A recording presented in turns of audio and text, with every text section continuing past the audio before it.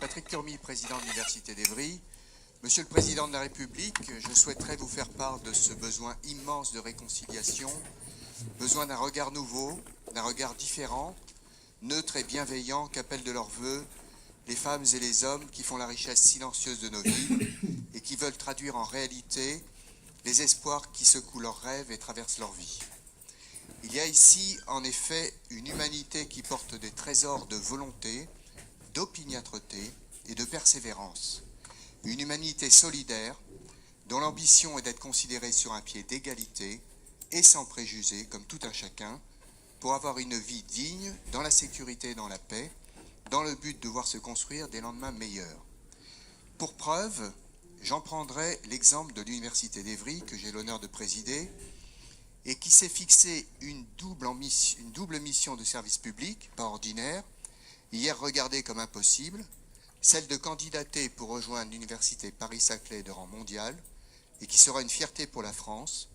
chose que nous avons réussi par notre attachement à l'excellence républicaine, et en même temps, d'ouvrir ses portes sans distinction aux étudiants, quelles que soient leurs origines, pour faire de l'acquis, qui est le droit aux études supérieures représenté par le baccalauréat, un passeport ouvrant le chemin d'une réussite effective. Nous avons fait ce pari fou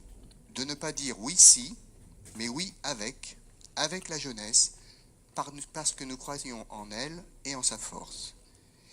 Et maintenant, avec ce oui avec, nous voyons que la confiance fait des prodiges dans la tête de cette jeunesse. Nous voyons que quand on dit oui, ce sont des cœurs de femmes et d'hommes qui se mettent à battre différemment sur un autre tempo qui s'appelle reconnaissance. Le résultat est que maintenant il y a ici un chemin qui est pour cette jeunesse et les professionnels un chemin de lumière.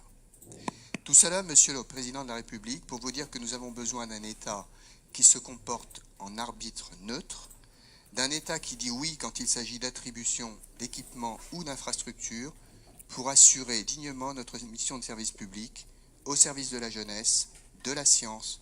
pour construire la France de demain. Car ici aussi brille l'excellence brille aussi l'excellence, et il y a aussi des premiers de cordée, mais que d'énergie perdue pour assembler parfois 3 millions d'euros